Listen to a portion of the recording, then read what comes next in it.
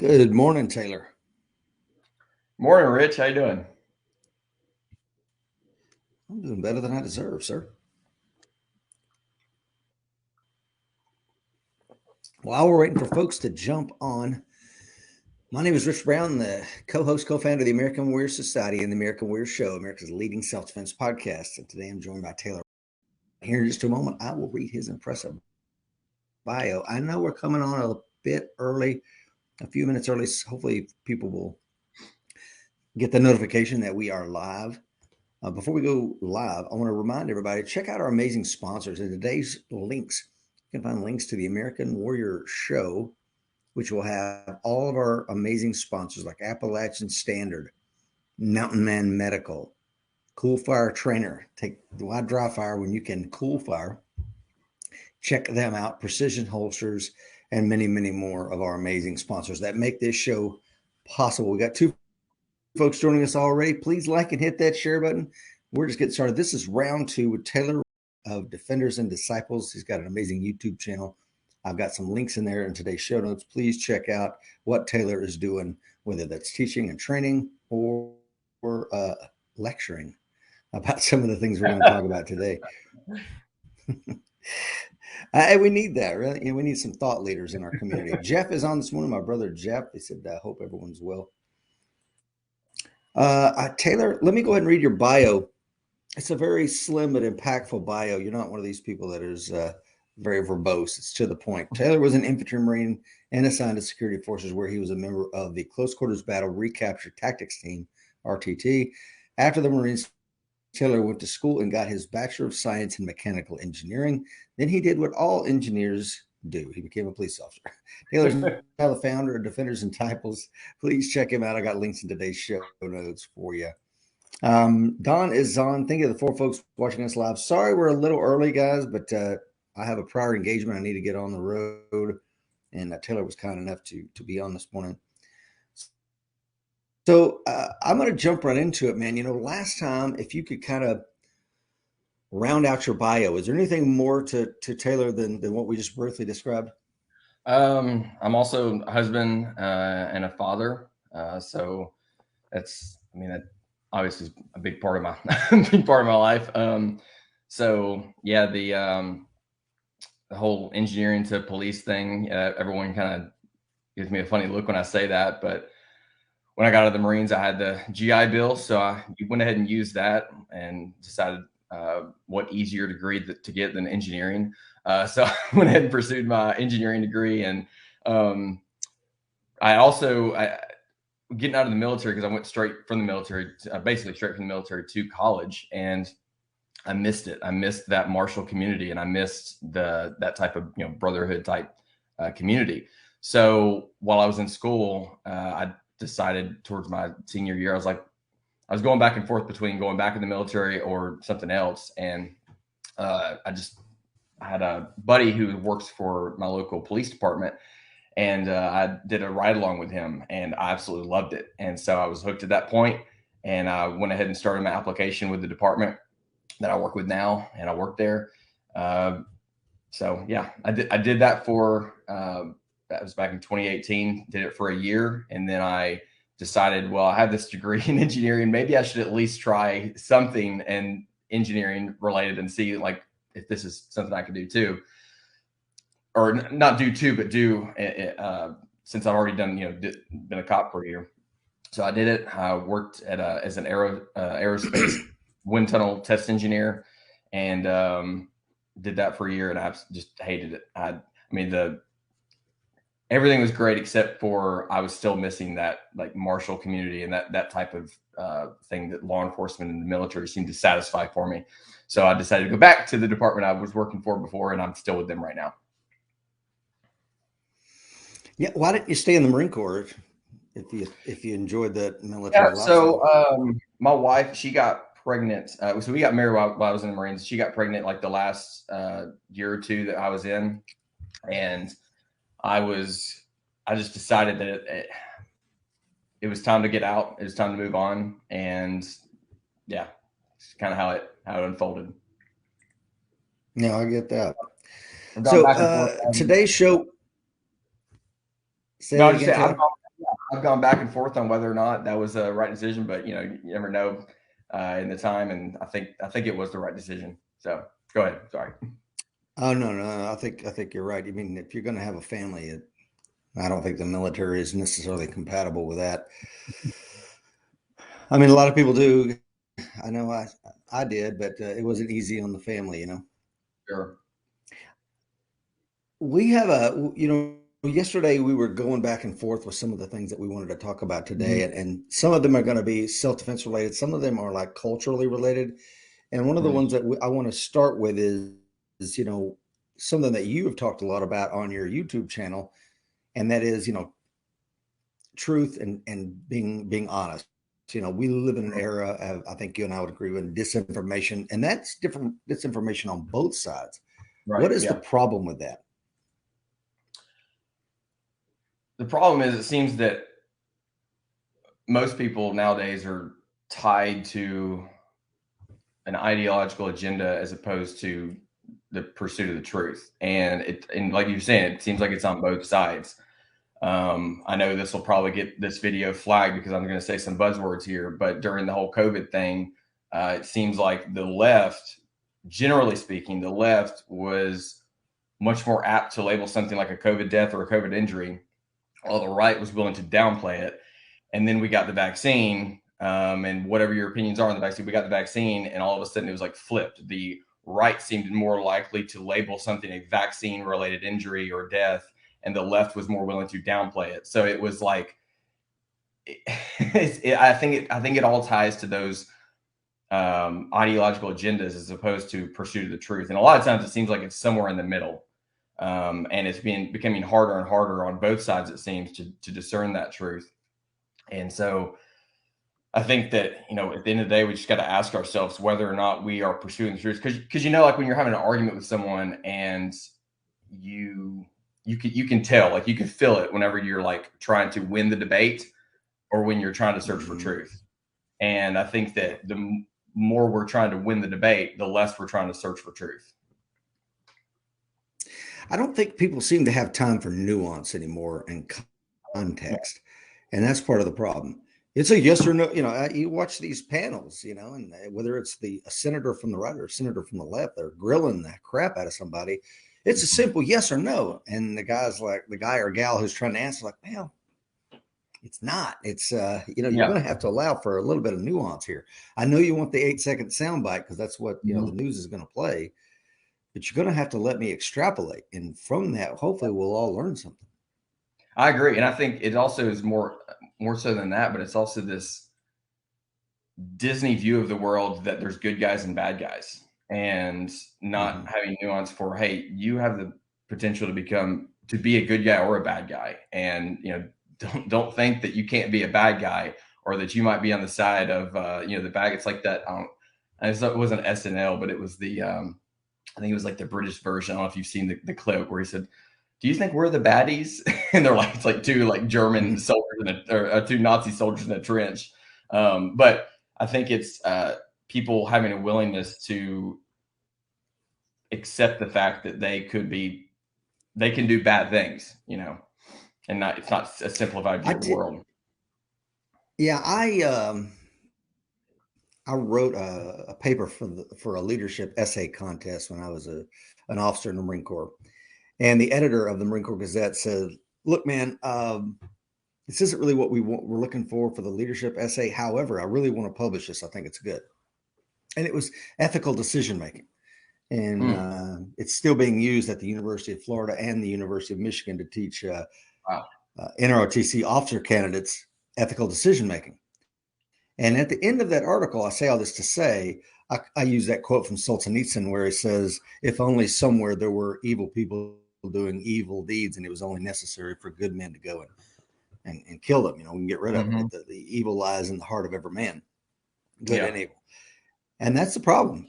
People want to have the boogeyman out there, whether that's Orange Man Bad or whatever, Sleepy Joe. We all are looking for that guy, and they really Yeah. don't exist. I'm afraid to say. Yeah. Let's talk about one of the things you and I were kind of back and forth with yesterday was it's kind of this idea of education, and how that what really should be taught in school, like civics and things of this nature. Specifically, one of the things that you and I were texting about, critical Yeah. thinking. What do you see as a long-term benefit of something as simple as teaching children how to think critically? Yeah, so I think it goes back to that trying to be pursued or trying to be tied to the truth instead of the ideological agendas. And if you teach someone how to think critically, then it can help mitigate them from going with this groupthink mentality and just listening to what is popular instead of what is true. And I mean, even my kids, like I think that, and again, this may just be my, I might be completely off base here, but I get the sense that a lot of parents with their kids, they assume that their kids are their kids' like fundamental beliefs are like they understand them, and I think a lot of those fundamental beliefs are just there because the parents have them, and that's good. It's good to impart those beliefs and worldviews on your kids. But I think a lot of times kids don't know why they believe what they believe. And so it's important to ask them that. Like my daughter, my oldest, for example, I will ask her those questions about like God. I'll play, no pun intended, devil's advocate, and I will get her to defend her position and say, like, this is going to happen. Like, you're going to have people ask you these questions, and make sure you understand why you believe what you believe, because these are some of the most important questions that you will ever answer. And so I think that's important, to not assume that your kids know why and to ask them why.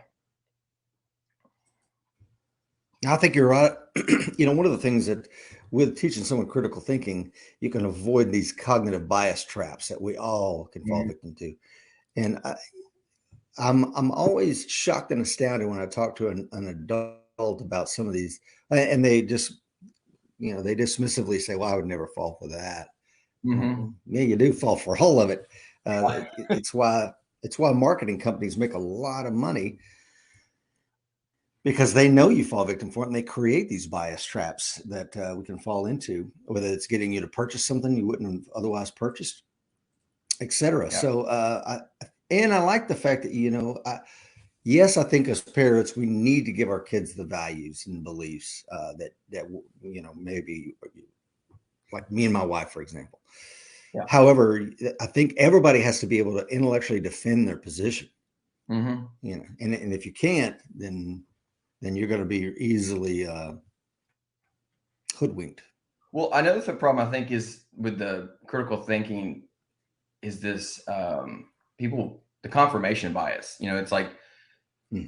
it's so easy nowadays because of Google to, you think you're doing research, you think you are doing research on a certain topic or a certain, you know, something that's debated in society, but really what you're doing is you're researching a narrative, and you're aggregating the things during your research that are going to confirm that narrative for you, rather than like looking at everything. And Google makes it so easy. And we've all done this where we want to prove a point and we Google a specific thing. If it's about a politician or policy or whatnot, and we Google it in a way that will give us the results we want. And there's so much misinformation and disinformation online that you can pretty much weave any narrative you want. Now, I agree with you. I think it's Mortimer J. Adler's book, How to Read. Talks about, if you want to understand a subject, you're going to have to triangulate the subject. Like if you want to read, IQ and how it relates to races and things of this nature. Okay, read the bell curve, but then read Stephen Jay Gould's book, The Mhm. Mismeasurement of Man, where it really takes the two of those things, and then read a third position. Right. And then when you read those three books, but who's going to do that? We're talking about reading a book of that breadth, and you're talking about a 15-hour journey, and then three of them. Now you're 50 hours into it. Who has time for that? Yeah. They want the a soundbite, and I get it. But if you really want to be well rounded on a subject, you're going to have to dig deeper than that, Yeah. folks. We don't have time for that between football and streaming Netflix binge watching. Oh man, yeah, absolutely. That's but as far as let's close out this idea of what should be taught in school. I think we need to go back to civics, Mm-hmm. customs and courtesies, teaching manners and civility, financial planning for Oh yeah. kids. But I think in the long term, they being whoever they is, the system doesn't want you to be financially independent. And I could be wrong. I think they want workers. And a friend of mine told me that one time. I was complaining to him about what our children were getting in public school system, and he's like, Mhm. "Well, what are you complaining about? It's a public school system. It's there to, Right. to train kids to be workers." Yep. So we took our kids out and put them in private school where they could get a good education. But Well, I don't remember where I heard it from. It probably was Jordan Peterson, but I think he was talking about this and how even how the school is laid out in public school, even with the bell, like factory workers used to work off of a bell schedule, and like that they use the same bell to for the breaks and things that they used for the school. So I don't know how much there is to that, but yeah, I think that is exactly right. That it's not there to train you to be an independent thinker. It's there to train you to be a cog in the machine. yeah, and on some level, I get it. Yeah, sure. However, that's not what I want my kids. Yeah, we need cogs in the machine. Let's move. Yeah, we do need cogs in the machine.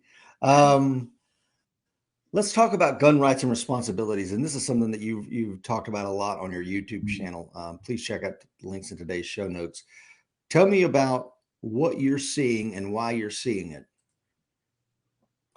Yeah, so I think every right has a responsibility, and particularly gun rights. And I think that when we ignore the responsibility aspect, we risk losing the right.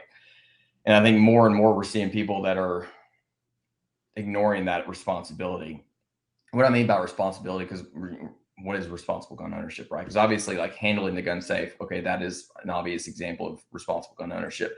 But I also think it goes back to what is the purpose of the Second Amendment? And people will debate about this, but I ultimately believe the purpose is to suppress tyranny first and foremost. And then obviously you have a self-defense element and things like that. So if that is the why for it, well, to be responsible with it, then you have to make sure that you understand how to do that and how to use it, and you get training. And you don't just buy a bunch of guns and then don't go to any training, don't go to any courses, and then say, "Oh yeah, I am the militia." And then when someone on the other side argues ignorantly that about their understanding of what well regulated means, because a lot of people don't understand what that means. It doesn't mean in the sense of like government regulation. It means in the sense of like well functioning, ready for warfare. And they argue, well, no, I am the militia. It's like, okay, well, how can you be part of a well regulated militia when you can't even regulate your BMI? And it's just, I think we need more people to be willing to take that responsibility and educate themselves. And that way we mitigate the number of safety incidents. We look like we're more serious about this and that we're not all just LARPing about whether or not, suppress tyranny. No, I agree with you. The framers are pretty clear on why we have the Second Amendment. We talked about this on this show multiple times, and it is to suppress tyranny. Even if you say, well, and there's a self-defense component. What's the difference between a tyrannical government and a tyrannical neighbor that's coming to Yep. tyrannize me on my own property, and therefore I have to use the ultimate form of defense? So I think that is it. That is it. And I would almost say full stop. That's it. It's not about hunting. It's not about anything else. Mhm. And I 100% agree with you. And that goes back to too, like with rights come responsibilities. Even the right of the First Amendment, freedom of speech. Well, there's a responsibility there with regard to becoming a critical thinker. If you're going to run your Mhm. mouth, you should be able to Yeah. defend what you're saying. You should And know proof. the Yeah. Yeah. facts.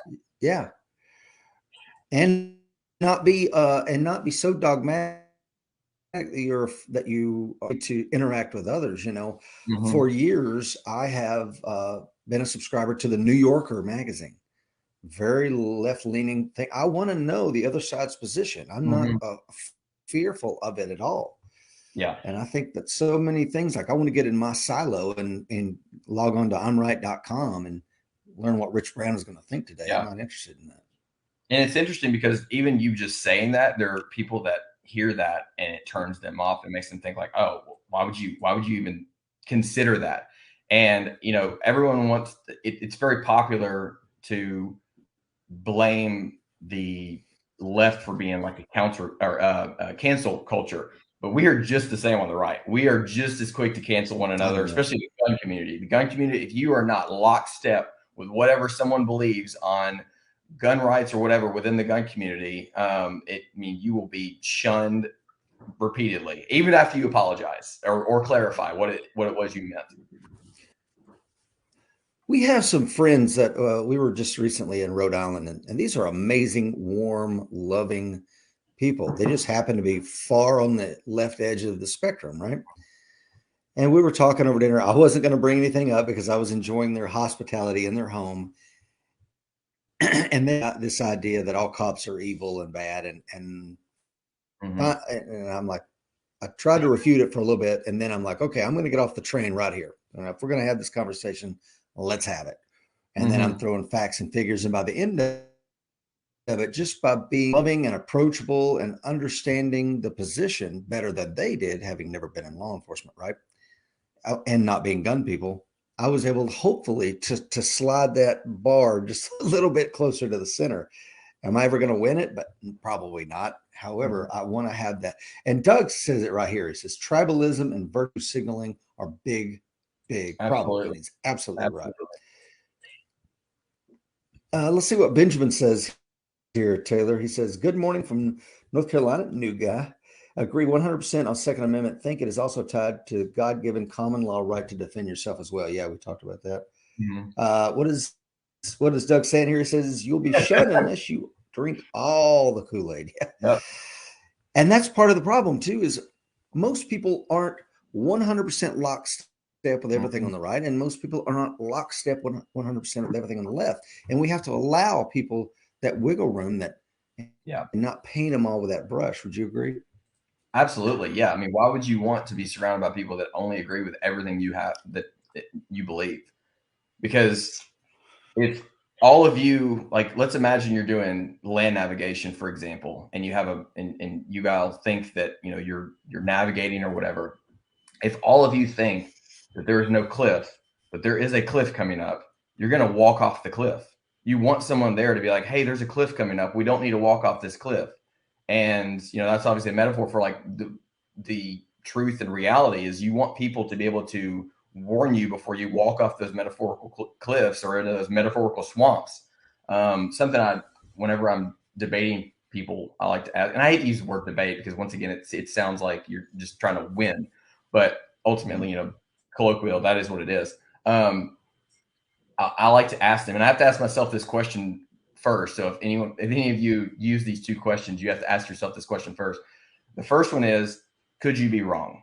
It's just simple. Could you be wrong about whatever position? And you can rephrase that however you want if you make it a little bit more euphemistic. And then the second question is, what facts, figures, data, whatever would either convince you you're wrong or change your opinion on this, whatever. Tell me what specifically. It's basically asking like, what are the faults in your armor that would change your mind on this topic? And once again, you got to answer this for yourself because they have to me ask me the question right back. And actually, I think I first thought of this question. Well, it was after reading Jordan Peterson's 12 Rules for Life, where he says, assume the person you're talking to knows something that you don't. Something in that chapter. I don't think he has those questions specific, but it made me think of these questions. And then there was this app called Clubhouse. I think we've talked about it before, where it's basically like a party line on your iPhone, and there's like a bunch of rooms that you go into, and there's like a topic about gun rights, abortion, religious, anything, existence of God. And so you're in these rooms. And the cool thing about Clubhouse is that it wasn't like normal social media where someone was just posting and they could take however much time they needed to go, confirm their biases by doing their research. You had to answer on the spot. So if someone asked you a question, you had to answer right then and right there. If you paused for too long, it's like, okay, what's he doing? Like he's looking for this answer online. And so it's a live conversation. So I started using that, and it was one of the best ways to break down barriers and find that common ground. No, I agree with you. Let's get to some comments here. Don said, subscribing to or listening to the other side's publications or broadcasts is just intelligence gathering. As Sun Tzu said, if you know the enemy and you know yourself, you should not fear the result of 100 battles. Tony says, division causes strife, thus easier to control the battlefield. And that's exactly how they see it. Ted says, amazed how little current events and basic history the general public understands. Always find myself educating. Yeah, and one of the things you said is Jordan Peterson's position. This is something that we were taught on recruiting in terms of how to communicate with the community, and that was always assume value. Assume value in the other person. We could also talk about when it comes to statistics, how to not be hoodwinked. Read How to Lie with Statistics. If you haven't read it, it's a very slim volume. Probably knock it out in an hour or so, but you'll be more educated on how people are trying to misinform you by using those. One of the things that yesterday when we were going back and forth, you talked about combat vote. What is that? Yeah, so a while ago, a buddy and I, another guy in law enforcement, we were discussing gun rights, and I asked the question, what is the most lethal thing you believe someone should be able to own? If we could come up with a continuum, so to speak, of going from left to right, I don't know if I'm mirrored or not, but going from one side to the other of no arms at all on this side, and then like, we'll say for hypothetical purposes, like the Infinity Gauntlet from the Avengers, where you snap your fingers and everyone's dead on the other side. So like the most extreme versions of what we would consider lethality, and everything in between. So no arms to rocks to sticks to bows and arrows to all the way up to guns, nuclear weapons.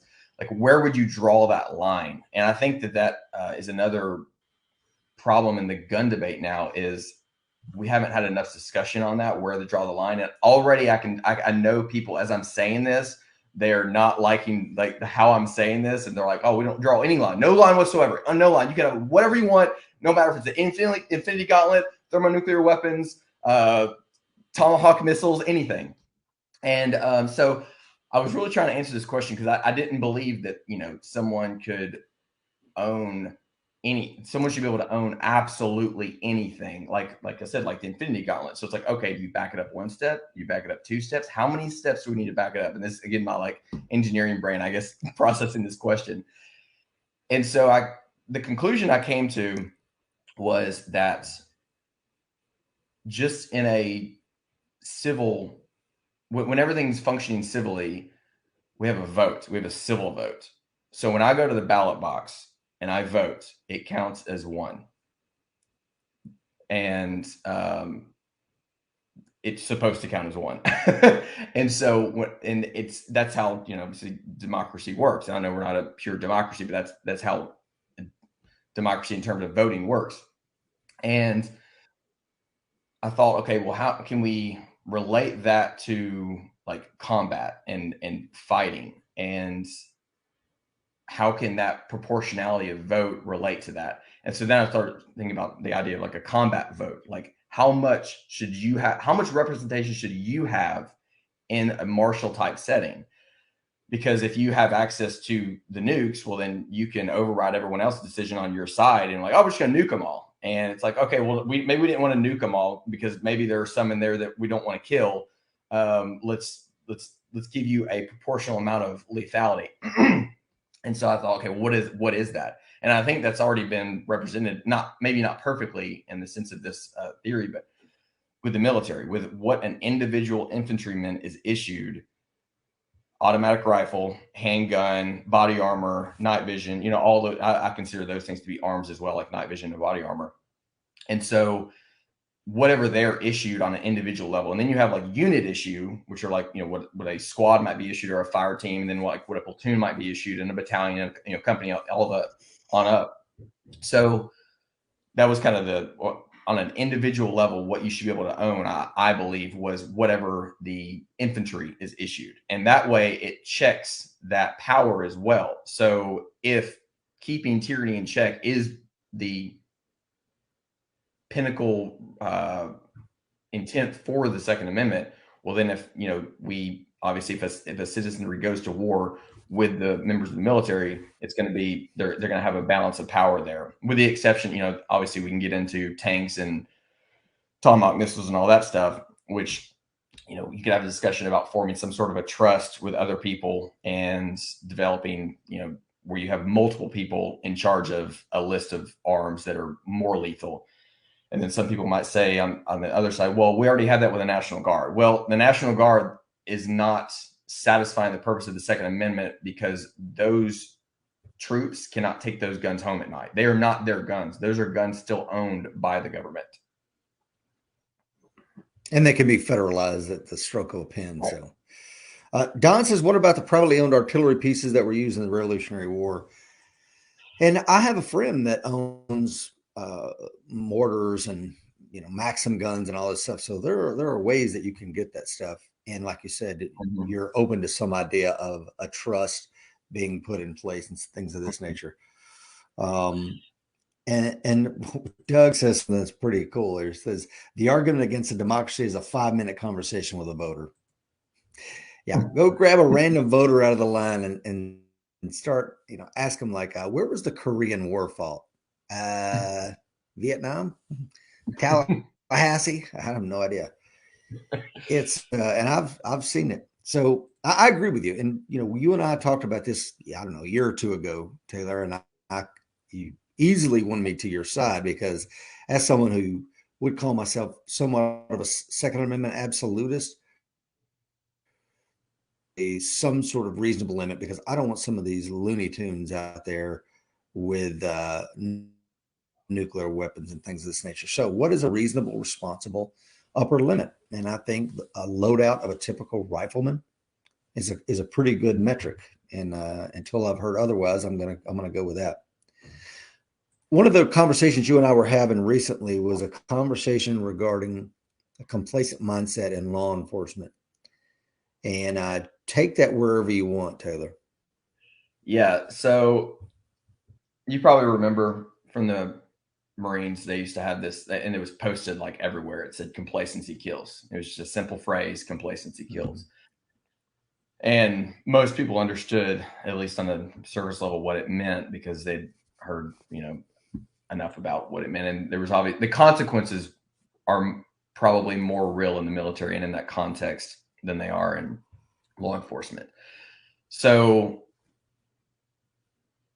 I've noticed so much complacency in law enforcement. And we always say that officer safety is the most important, officer safety is paramount, but we don't always act that way.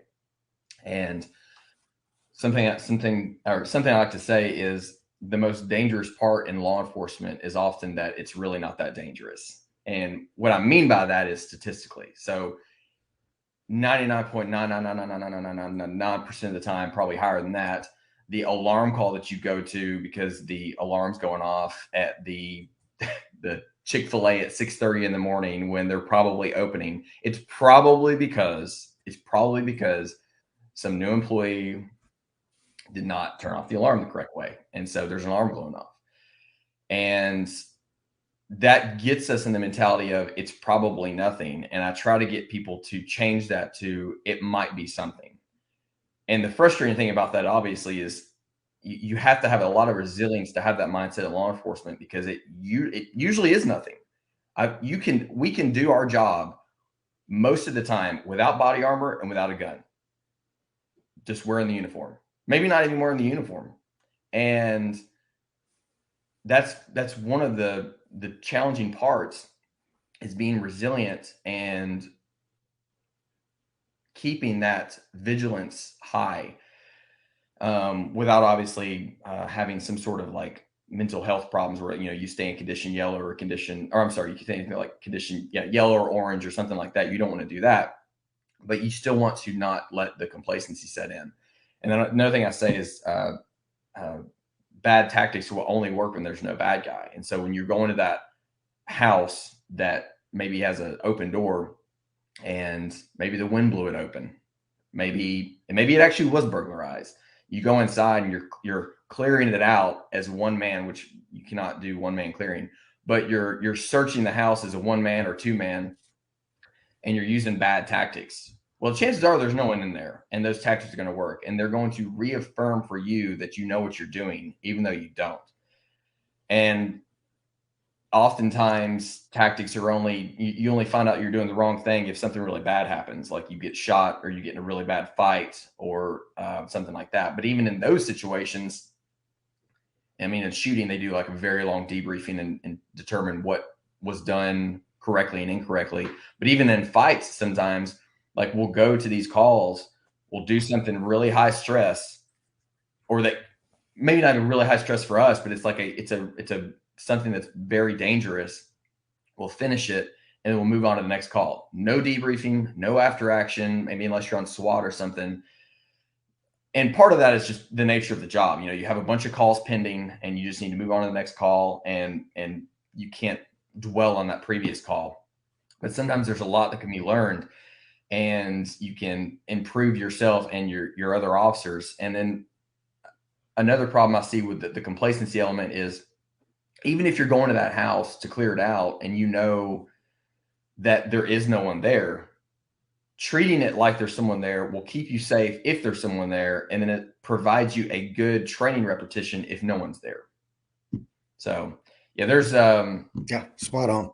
Yeah, a few others, but yeah, it's it's frustrating. Well, I want to go. No, I want to go into a couple of it there, Taylor. One of the things you and I were talking about, you attended one of the premier close quarters battle schools in the military for sure, the Marine Corps CQB school.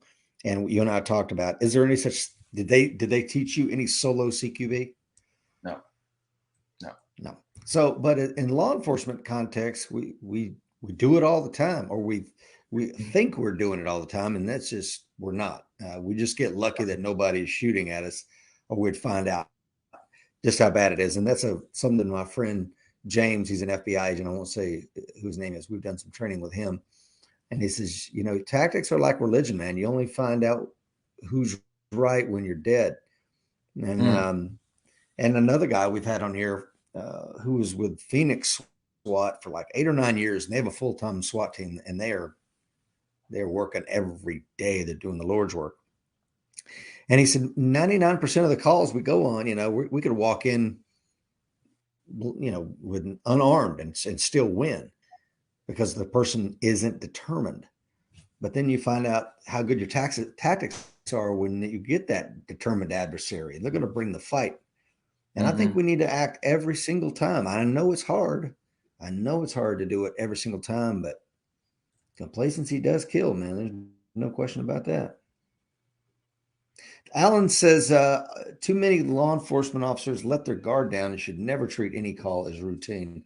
Of course, Alan was a law enforcement officer for 30 years.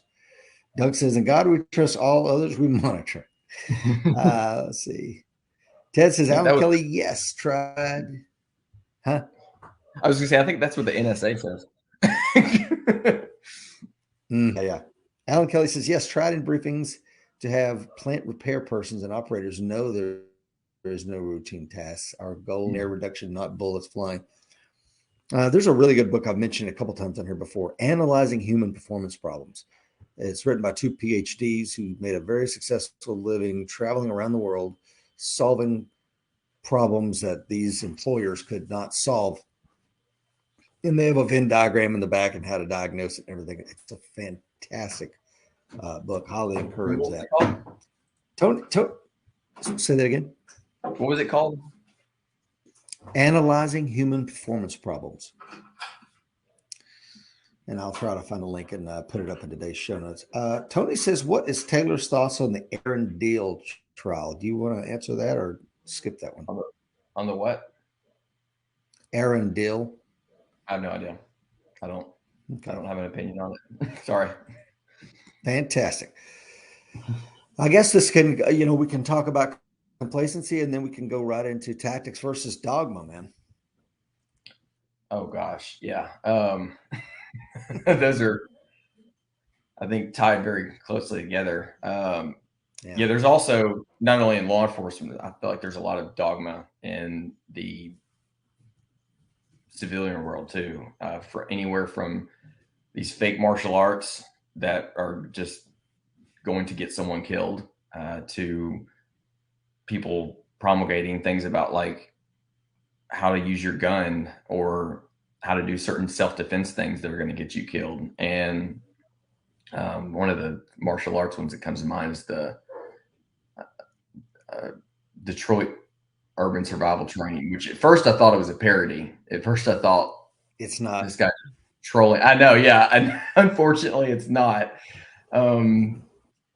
But yeah, that stuff, and then it's surprising to see how many people think it's real. Like you can read the comment, you can kind of tell by a comment, like if someone's like being sarcastic or trolling the person, or if they're sincerely like thankful that this person's putting this information out there. And it's amazing. But I think that also goes back to people's understanding of violence and what violence actually is. And they have this Hollywood understanding of violence, and instead of like what it really is and what a fight actually entails. And that you can just shoot them in the leg or shoot the gun out of their hand. Or why does it take so many officers to control someone? And yeah, I think it just comes from ignorance. That people think that you can just do these moves and it's going to be this clean fight, and it's not going to be dirty, and it's not going to be grungy, and it's not going to be messy, and it's not going to be stressful.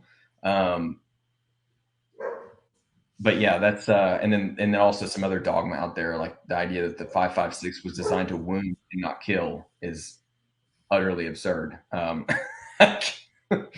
mean, just the idea that like someone was in a boardroom or something pitching the or engineers were pitching the idea for this caliber, and they're like, but I want one that just wounds them. It's like, okay, well, wounds them where? It just wounds them. All right.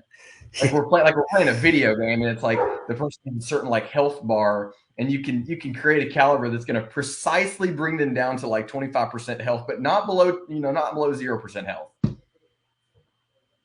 Yeah, I saw that, when I came in the Marine Corps in 1989, we still had a couple of Vietnam vets running around, and some of the things that the corporals and sergeants were teaching at the squad level in the infantry was like take your sling off your weapon and tape down your sling swivels with black electrical tape, and you don't want to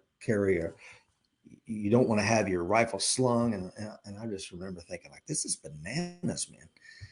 We trained with the Brits one time, and they had this amazing like 2-point sling at the time they were using, and I'm like, that way they could use their hands and all this other stuff. And we wonder why we had Marines losing their rifles in the field, and it was just ridiculous. This was dogmatic crap that nowadays. They were taping their sling to their gun? No. So back in the day, we were taught take the sling off your rifle when you're in patrolling, and then so the sling swivel wouldn't tap the handguard. Yeah, you tape that down, and it was just like, this is ridiculous in a dynamic combat, running, sweating, carrying your buddy carry out of there. I'm going to need that sling. And so I went as far as back in like 1990, 91, I designed a sling and found somebody to sew it together and did 2 deployments with my own sling. Wow. And nowadays, we take for granted that you can get these amazing, 1 and 2 point slings just right off the shelf. But back then, I literally had to build it. Oh my gosh. And I know, man, it's just bananas. Let me go back to this. It was the Aaron Dean trial, the police officer that shot through the window and killed the woman in the apartment. I don't know if you know anything about that. Okay. Yeah, I'm familiar with that. Yeah. So he didn't announce himself or something like that. I think so, but I don't know enough to. I haven't followed it. I know that Andrew Bronca has followed the trial, start to finish, and he was found Yeah, guilty. But I don't know enough to comment on it really either. yeah. I don't either. I've heard about it, but not enough to make any comment. Yeah. Will Parker says, Second Battalion, 4th Marines Battalion Commander, open purchase quality slings for the entire battalion before my final deployment. So we had our Raider company, the boat company, the golf company, needed slings, obviously, because you don't want your rifles going off the boat into the Mediterranean Sea. And one of the first sergeants saw Corporal Brown, me, running around with this cool sling. He's like, "Where'd you get that?" I'm like, "I designed it and had it built." And so they looked at having enough of them made for the entire company based on my design, but they That's awesome. ultimately found it. Yeah, they found a better design. But I'm saying all that to say, if you look at the crap we had when I first came in, we've come so far in such a short amount of time for the basic loadout, even in law enforcement, man. But I think that also leads to a problem. My brother and I, Jeff, were talking about this because we went from the Marine Corps, we were in corrections, and then we went law enforcement. I think it was better because we didn't have a tool belt that had lethal weapons on it. In corrections, you Yeah, don't have a gun. You've got yeah. your mouth, your verbal, nonverbal. You've got your soft and hard hand control tactics. You got handcuffs. You got pepper spray. Figure it out. So when we Mm-hmm. went on the road, that it wasn't something that I go to this every single Yeah, time. I go, and I think that's part of our problem is that over reliance, and that's just my opinion, over reliance on the tool belt to solve the problem. What do you absolutely. think? Well, I think also, like with force on force training, a lot of times, if you're lucky enough to do force on force training,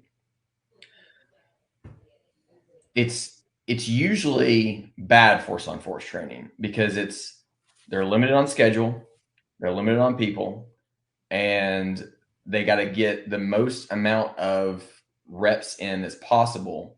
And a lot of times, what they'll do is they'll set up these scenarios which are the only way to win is to shoot. Yeah, And it's not even training at that point. You're playing paintball. And right. I think we should do more force on force training.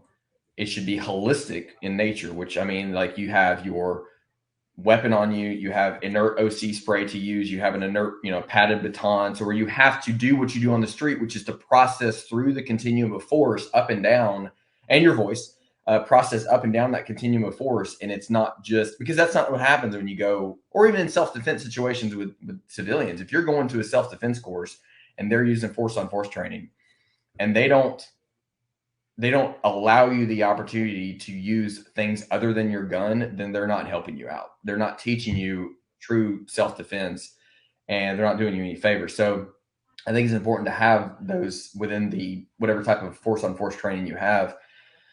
Um, but unfortunately that's not what happens. We compartmentalize everything. So we do firearms training on this day, and then we do baton training on this day, and then we do OC training on this day, and then we do defensive tactics on this day, and we don't do them all together. Hmm. Well, and then you use the word holistic, but it's also heuristic.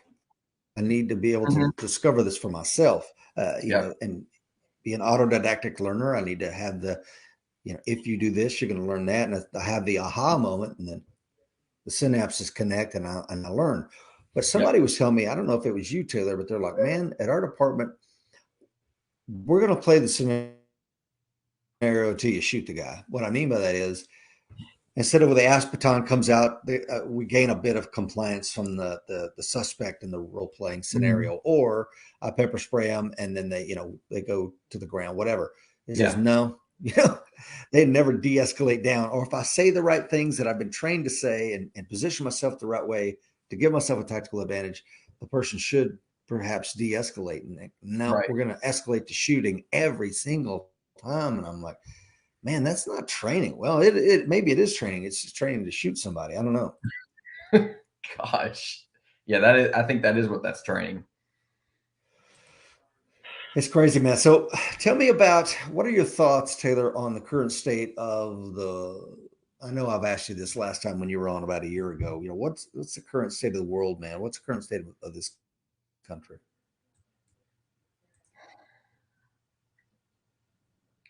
I feel like every month, it used to be a year, now it seems like it's every month that goes by, reality, it goes back to the earlier question about truth.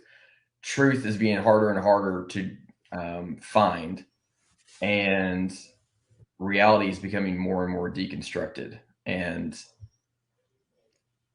it seems like it's happening more on the left, with obviously the deconstruction of gender and what is a life, talking about that unborn babies are not alive, or that they're not humans, that they don't have, value. That is deconstructionism, deconstructing a truth. So I think that is becoming worse and worse. And well, I think I sent you that link, and someone confirmed it for me that it was true about the Marine Corps is no longer going to be using "sir" and "ma'am." Someone might want to fact check that again just to make sure. But someone sent me a link showing that the Marine Corps is no longer going to use "sir" and "ma'am" because they're afraid they might misgender, I guess, one of the officers. Uh, and it's just deconstruction of truth that I think is also compounding the problem with being tied to these ideological agendas. It's just becoming more and more challenging to find truth. So, in the Yeah, sense of like what the state of our country, I mean, part of me some days is like, I don't see how we go back from that. Like, it seems like we're just getting worse and worse and worse. And without something crazy happening, like an asteroid or something like that, where we have to go back to like first principles of what like actually matters in terms of like survival and reality. I don't, I don't know how we go back. And I'm not saying that like is like a gloom and doom. I'm like, honestly, like, how do we go back? well, and let's talk about that a little bit. How old are you, Taylor? I'm 34. Okay, and I'm 53, right? And I have children that are between 20 and 30, and I try to tell them like, look, the paradigm is shifting under our feet. You think it's normal because you're the pot in the boiling water. I'm here to tell you from a previous generation, what we're seeing is not normal in any way, shape, or fashion. This is I don't know what we're living in, and it's going to take to bring us back together. How about a war with China? you know, uh, Johnny Pontius Pilate asked Jesus, "What is truth?" Oof, man. And we could also say, bread and circus. That's what we get. You know, Mm-hmm. it's like, don't look at the monkey, don't look at the monkey, don't look at the monkey. Just keep streaming your Netflix and eating the pizza. Whatever. Yeah. And of course, Will Parker says it's intentional. And perhaps it is. It would be hard to argue that it's not. And that's something that Doug says. Doug says 1984, Brave New World, Atlas Shrugged. We sound familiar. Yeah, I want to make Orwell fiction again. That's when I was in the UK right before COVID. That was a very popular shirt. Make Orwell fiction again. Because in the UK, man, they've got surveillance vans everywhere, and they tell you what they're doing. On the side of the van, it says, "Do not cover your face." This is collecting biometric data, facial recognition software, and every now and then you'd see somebody as they walk by Oh my gosh. just to kind of cover their face. I'm like, it is happening, and it's happening so slowly. I don't think that people know where this could potentially head, and it does concern me as a But I parent. think also the Yeah. problem is it's convenient. Like, it's very, a lot of the surveillance technology and the big data and all of the things that are exploited for control are actually really convenient. Like this thing. Yes. Oh yeah. Yeah. Now here you go. I'll tell you how convenient it is. We were flying to Paris, 2018, whatever it was, and we're boarding a flight in Detroit. And I got my passport with me because used to when you fly international, you got to show the passport and Yeah. all this stuff. All they said was look in the screen. Now I had glasses on, hat on, big beard, which is not on my passport photo. And I stick my face in the camera, and it's like, Rich Brown, you may board to Paris. I remember kind of like taking my hat and glasses off. I'm like, this thing's not going to be able to figure out who I am with glasses, a hat, and a giant beard like I had back then. Oh, yeah, it did. And it took about a nanosecond. And all 280 passengers boarding this overnight flight to Paris, it did it quickly, faster than human could match up the passport to the thing. So like you said, it is convenience. And we're used to this little device kind of knowing what my next search is going to be, you know? But doesn't that lead to confirmation bias as well? Doesn't what lead to confirmation bias? For example, let's say that I'm searching for something and it has a loose connection to the Flat Earth Society. Now I'm going to get all these things about flat Earth, or I start looking for something that's pro-abortion or anti-abortion. Then it's going to start throwing, the algorithm's going to say, oh, if he believes in abortion, he's probably going to like this and that.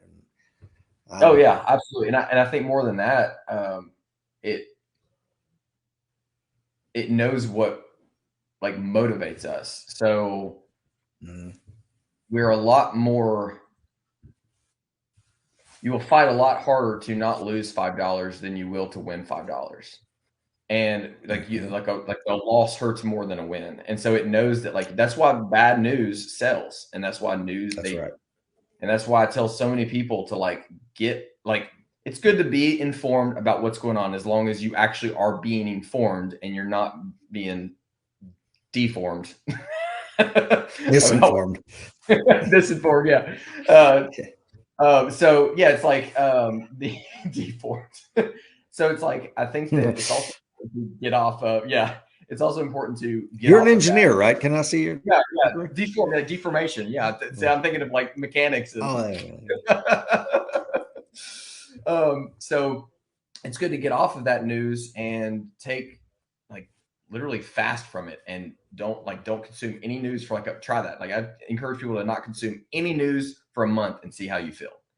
And I've tried to get people to do that before, and so many are like, "Oh no, I got to like no." It's like, do you really though? Like, how much is you knowing what Fox News or CNN or whatever's talking about, or Alex Jones? How much of that is actually influencing current events? I would doubt much, and it's probably it's probably having more detrimental effects to your psyche than it is you being able to positively influence society. Okay, let's go to this, because when COVID first came out, SARS-CoV-2, the thing that causes COVID, I remember going, okay, this could be bad. This is like in February of 2020. We had just got back from Europe, and I'd heard about it over there. I hadn't really heard about it here. And I'm like, okay, what's going on in China, man? They're building hospitals around the clock. We need to look at this. And then when I started telling people about it, I got these smart ass responses like, "Oh, are you a virologist? What do you know about it? You're a gun guy, retired Marine. What do you know?" I'm like, "Well, I was on the Red Cross, and we worked on this over Ebola, but you're right. What do I know about it?" So what I did was I took a graduate certificate program from Harvard Extension. I'm like, I want to have my little virology certificate from Harvard saying, "Look at this," to your point. There, person that's refuting what I'm saying, I didn't know. So I went, and I don't know, they're very cheap, those Harvard Extension. And then you have an opinion on it. You can have an opinion, but is it a well-informed, well-reasoned opinion? And so, yeah, I went out and did the work myself. So, and while it did, now I have the, what I'm getting at is, some people want you to do that. And I think you should do that.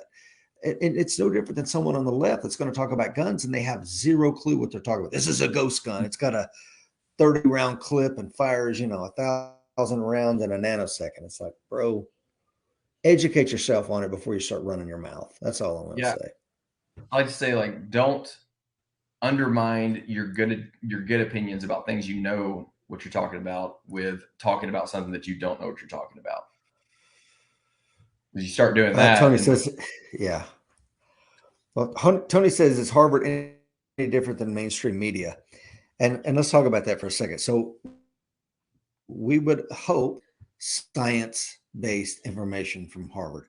But let's talk about that word, because trust the science, follow the science, whatever people it tends to be on the left that say these things. Mm-hmm. Well, remember, at one point, if you look back at George Washington's science advisor, they would have said that bleeding him was the right thing to do.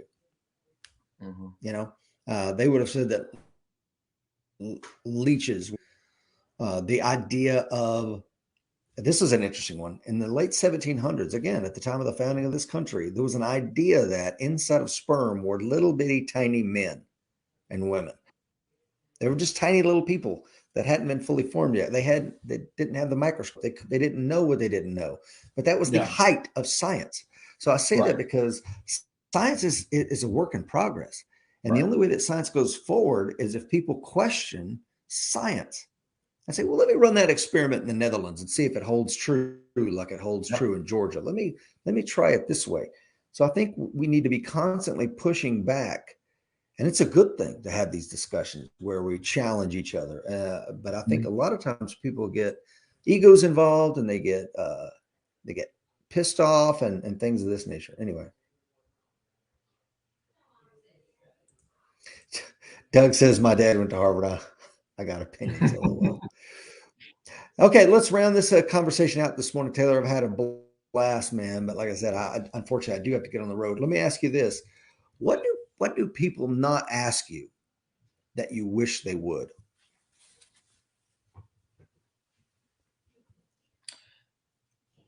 I have a lot of people ask me about what gun to get. And I wish they would ask me what course to take. Ooh. Because that's all they're concerned with, getting the new shiny gun, not taking the course that's going to apply across any gun. Yeah. Well, I always find those funny. I say, well, what do you want the gun to do? I mean, I have no idea. It's like saying, which tool do I get? I'm going to go to Lowe's today, Rich. What tool am I going to get? I'm like, bro, what are you doing? I have no idea what to tell you. And when they look, well, you're supposed to know these things.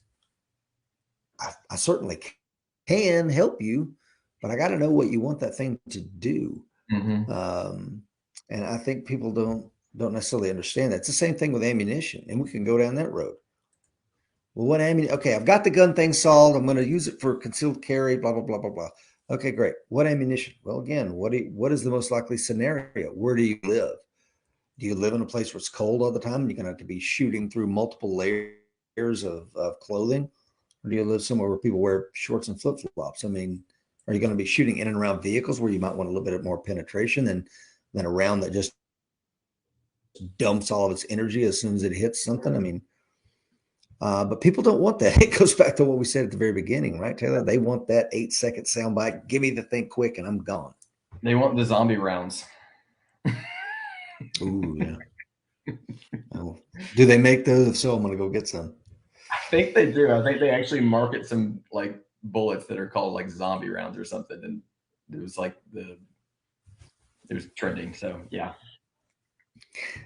Taylor, where can people find you, man? Tell us about your YouTube channel. Yeah, so our YouTube channel is Defenders and Disciples. Just type in Defenders and Disciples and it should pop up. It's got like a little X with a DAD for Defenders and Disciples, or DAD for short. I have a website, defendersanddisciples.com. We also have some social media, but more active on the YouTube channel than anything else. And again, thank you for being on this morning, Taylor. As someone that we chat all the time, it's always interesting to have these conversations to share your thoughts with a broader audience, man. So thanks for coming on today. No, thanks for having me. This has been great.